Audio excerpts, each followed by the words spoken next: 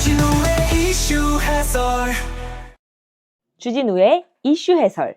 구독, 좋아요, 알림 설정 부탁드립니다. 안녕하세요. 국민의힘 주진우 의원입니다.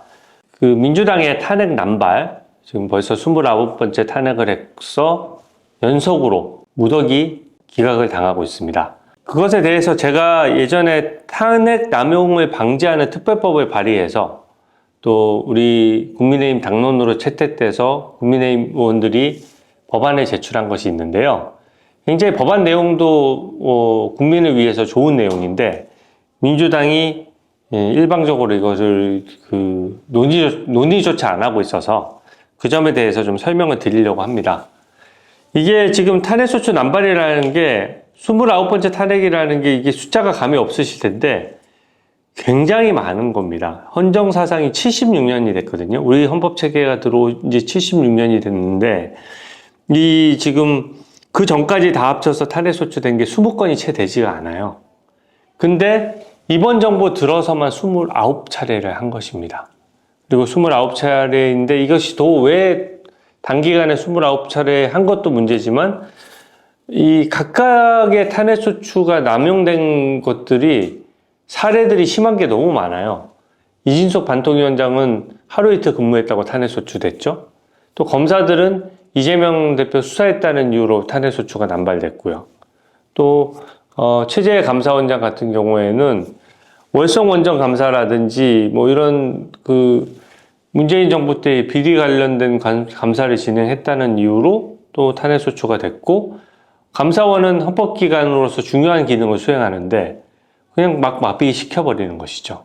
그리고 중앙지검장 같은 경우에도 민생 침해 범죄를 대응하는 일선 사령관이나 마찬가지거든요. 근데 그것을 탄핵함으로써 어떤 마약 범죄라든지 조직폭력 범죄라든지 갈취 범죄라든지 국민들한테 직결되는 범죄들, 보이스피싱 이런 것들에 대한 대응 능력이 완전히 구멍이 생겨버린 겁니다. 탄핵소추만 남발하는 게 아니에요. 예산권도 막 삭제를 하고 삭감 예산안을 통과한 게 헌정사상 처음이라는 거 아닙니까? 왜 헌정사상 처음인 게 이렇게 많습니까? 다 원인이 하나예요.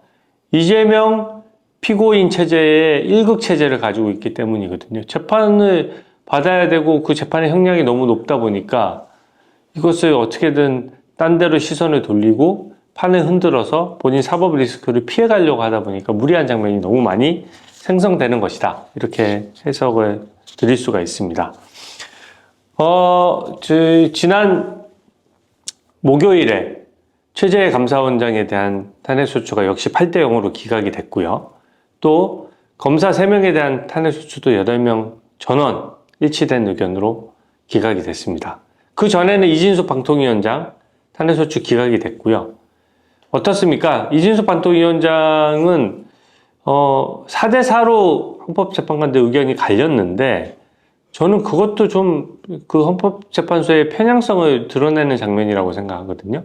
이진숙 방통위원장이 방통위원장으로서 어떤 표결에 참여한 것을 두고 이게 무슨 맞느니 안 맞느니 법률을 따져가지고 탄핵소추 사유가 된다라고 했는데 그런 논리대로라면 이제부터 모든 장관들이 수행하는 업무에 대해서 법률상 맞냐 안 맞냐를 다 따지면 헌법재판관들이 곧 국무위원이나 마찬가지가 되는 거예요. 그러니까 국무위원들이 무슨 뇌물을 받았다든지 아니면은 명백하게 이권에 개입했다든지 또 청탁을 받고 부정 채용을 했다든지 이런 것들이 이제 탄핵소추 사유인 것이지 그냥 자기와 관련된 정당한 직무집행을 했는데 그것의 위법 여부를 다 따져서 이게 탄핵소추 사유가 된다라고 하면 그것은 말이 안 되거든요. 그러면 곧 입법, 사법, 행정의 경계가 무너지는 게 되는 겁니다. 헌법재판소가 권한을 그 헌법 정신에 맞게 제한적으로 행사하고 상권 분립에 맞게 행사해야지 이게 편향되다 보니까 헌법재판소가 마치 헌법에 군림하는 것처럼 행정부의 어떤 특정 법률행위까지 위법 여부를 막 따지는 거거든요. 그렇게 따지다 보면 대법원의 판결도 위헌이냐 위법이냐 헌법재판소가 따지게 되면 우리나라는 3심제가 아닌 4심제가 되는 겁니다. 어떤 특정 장관이 하는 행정명령이나 행정처분이 하루에도 굉장히 많아요.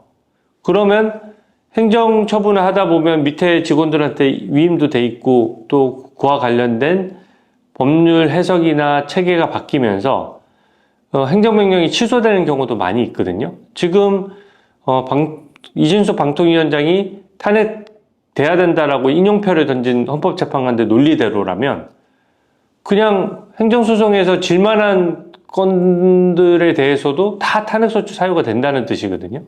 그건 그렇지 않죠.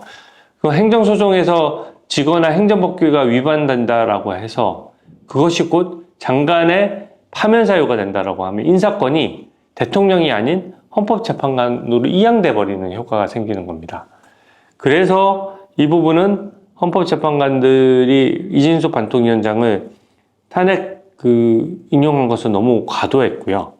이게 탄핵이 남발되는 와중에 헌법재판소조차 중심을 잡지 못하면 이 진짜 대한민국 법치가 그대로 무너져 버릴 수가 있습니다. 그래서 그 부분은 매우 우려된다는 점을 말씀을 드리고요. 이 당시 제가 탄핵 남용 방지 특별법을 당론으로 발의한 시점이 작년 9월 12일이에요. 지금 벌써 한 5, 6개월 전이죠. 근데 이 법을 발의하고 상당히 언론 보도도 많이 됐습니다. 근데 제가 법을 잘 발의해서 언론 보도가 된 게 아니라 대한민국 국민들이 느끼기에 이렇게 탄핵소추를 남발해서 이렇게 국정을 마비시켜도 돼? 라는 생각을 가지다 보니까 제 법안이 객관적인 설득력을 가졌던 것이거든요. 근데 온갖 이상한 법안들은 다 통과시키면서 제 법안들은 제가 아무리 얘기를 해도 법사위가 장악돼 있으니까 이것을 잘 올려주질 않는 거예요. 그래서 제가 이 특별법의 내용을 설명을 좀 드리려고 합니다. 아마 들어보시면 국민을 위해서 꼭 필요한 거라는 걸 알 수 있어요. 일단 이 탄핵 남용 방지 특별법은 이제 원칙을 정했습니다. 탄핵소추 권한을 국회에서 남용하지 말자. 원칙적인 규정이고 너무 당연한 내용이죠. 탄핵소추 권한이 남용되면 그 피해는 국민들에게 고스란히 전가될 수 있다. 이렇게 생각을 하고요. 직무 개시 후에 6개월 내 탄핵 금지. 물론 이제 뇌물을 받거나 뭐 이렇게 해서 형사처벌에 이르는 행위를 한 것까지 이르면 바로 파면을 하거나 뭐 대통령이 그런 상황이면 바로 장관직에서 물러나게 하겠죠.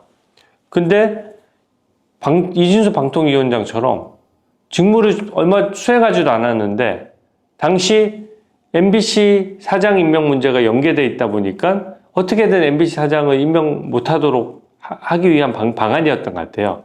왜냐하면 박문진이라는 곳에서 MBC 사장에 대한 선임 권한이 있는데 박문진은 또 그 이사회 개편 문제나 이런 것들에 대해서 방통위의 관리 감독을 받으니까 그런 점이랑 연계돼서 제가 봤을 때는 이진수 방통위원장을 바로 이틀 만에 탄핵소추를 이제 강행했던 것이고요. 그 전에 이동관 방통위원장도 탄핵소추하고 이게 이유가 없는 거예요. 그냥 방통위원장 하면 무조건 탄핵소추를 남발하다 보니 결국 현재 MBC의 어떤 편향된 보도 논란들은 다 여기서 비롯된 것이라고 할 수 있거든요. 그래서 너무 어떻게 보면 그 친민주당 성향의 그 방송국을 하나 유지하기 위해서 대한민국의 방송통신위원회 기능을 통째로 마비시켰다. 이렇게 저는 평가를 합니다. 심지어 탄핵소추를 하면은 직무대행자가 생기잖아요. 그러면 직무대행자는 명시적인 규정이 없어요. 근데 탄핵소추가 되고 나면 직무대행자가 있어야 그 직무대행을 하면서 부처의 업무를 끌고 갈 수 있지 않습니까? 근데 직무대행자도 마음대로 법을 해석해서 막 탄핵소추를 또 막 해버리는 거예요. 그러면 말 그대로 줄탄핵이 가능합니다. 어떤 업무를 마비시키기 위해서 법무부 장관 이제 탄핵소추하면 차관이 대행하면 차관도 탄핵소추하고 그 밑에 있는 기조실장이 대행하면 또 기조실장도 탄핵소추하고 그런 식으로 계속 탄핵소추를 남발할 수 있기 때문에 이 부분의 직무대행자에 대해서는 원칙적으로 탄핵소추를 제한해야 된다라는 법안 내용이고요. 너무 당연한 내용인데 보복성 탄핵소추는 금지돼야 됩니다. 그러니까 자기가 재판받았던 사건, 자기가 수사받았던 사건에 해당 검사나 판사를 탄핵하는 것은 금지돼야 된다라고 봤고요. 하도 과거 거에 아무거나 들고 와서 탄핵소추 사유를 마음대로 만들어내니까 적어도 징계시효처럼 탄핵소추도 시효 3년을 좀 설정해야 된다. 시효가 있어야지 일종의 징계 절차거든요. 그래서 시효를 설정함으로써 탄핵소추 남발을 막아야 되고요. 또 같은 이유로 계속해서 중복해서 탄핵소추하는 것도 금지하는 규정을 뒀습니다. 그리고 마지막으로 가장 중요한 규정은 탄핵이 각하되거나 기각되면 비용을 그 해당 정당이 부담해야 된다는 내용이 핵심 내용이에요. 이번에도 탄핵을 소추를 하게 되면 두 가지 측면에서 비용이 듭니다. 첫째, 탄핵소추 대리인단이 결성되면서 그쪽에 변호사들한테 비용을 주고 헌법재판을 이끌게 해요. 그러면 그게 벌써 탄핵소추가 남발되다 보니까 국민혈세 4억 6천만 원이 민주당이 지정하는 변호사들한테 돈이 입금이 된 것이거든요. 이게 탄핵소추가 남발되면서 계속 무더기 기각을 당하고 있는데 돈은 국민혈세로 돈은 변호사들 배불리는 일을 하고 있는 거예요. 더더군다나 민주당에서 선임하니까 민주당 성향의 변호사들 배불리는 일을 왜 우리 국민 세금으로 해야 되는지 모르겠습니다. 그런 면에서 탄핵소추가 만약에 기각되거나 각하되면 그 비용에 대해서 정당 같은 경우에는 정당 보조금을 국민 세금으로서 받거든요. 그러니까 거기서 깎아버리고 나머지만 정당 보조금으로 내려주는 게 저는 합리적이라고 생각하고요. 또 이런 면도 있습니다. 탄핵소추 당하는 그 공무원 입장에서는 월급은 나가고 일은 못하는 거예요. 그러면 그 월급 상당은 누가 물어내야 됩니까? 죄 없는 공무원이 물어내야 됩니까? 아니면 탄핵소추를 남발한 민주당 의원들이 세비로 반납해야 됩니까? 이거는 탄핵소추를 남발한 민주당 의원들이 이 돈을 토해내야 된다라는 것이고요. 이뿐만 아니라 탄핵소추에 노출되어 있는 공무원들은 사명감 때문에 이제 직을 유지하기 위해서 탄핵재판에 임하게 되는데 변호사 비용을 또 개인적으로 낀 비용으로 또 지불하게 돼 있어요. 그러면 그 개인적인 비용은 공무원이 국회의 권한남용으로 인해서 어떻게 보면 불필요한 비용을 분담하게 되는 것이거든요. 그 부분에 대해서도 역시 탄핵소추를 남발한 정당에서 부담해야 된다. 아니, 민주당이 이 법안을 안 받는 이유를 모르겠어요. 탄핵소추를 남용하겠다는 겁니까? 계속해서? 그러니까 탄핵소추의 어떤 합리적인 제안이기 때문에 이 법안은 조속히 법사위에 전체회의도 해부해서 저는 무조건 통과시켜 달라는 것이 아니라 토의를 하자는 겁니다. 토론을 한다라고 하면 국민 앞에서 당당히 토론하면 탄핵소추 남용을 방지하는 것이 왜 국익에 부합하고 왜 이런 방법을 써야 되는지 저는 명명백백히 드러날 것이라고 생각합니다. 또 그래야만 탄핵소추가 남발되기 어렵다라고 생각하고요. 벌써 또 심우정 검찰총장 탄핵소추한다, 또 마은혁 후보 임명 안 한다고 최사못된 탄핵소추 해야 한다 이렇게 얘기하지만 저는 이미 남발을 계속하고 다음 주에 또 한덕수 총리 탄핵소추 분명히 기각될 거거든요. 법무부 장관은 더 황당합니다. 이재명 대표 째려봤다고 탄핵소추 했어요. 그것도 당연히 기각될 겁니다. 지금 무더기 기각이 계속 남아있기 때문에 국민들 회초리가 무서워서 탄핵을 더 이상 남발하기는 어려울 것이라고 보고요. 이제 탄핵의 탄창에 총알이 다 떨어졌다라고 평가합니다. 탄핵소추 남발은 국민에게 피해가 돌아간다는 점을 다시 한번 말씀드리면서 오늘 해설은 이것으로 마칩니다. 감사합니다. 주진우의 이슈 해설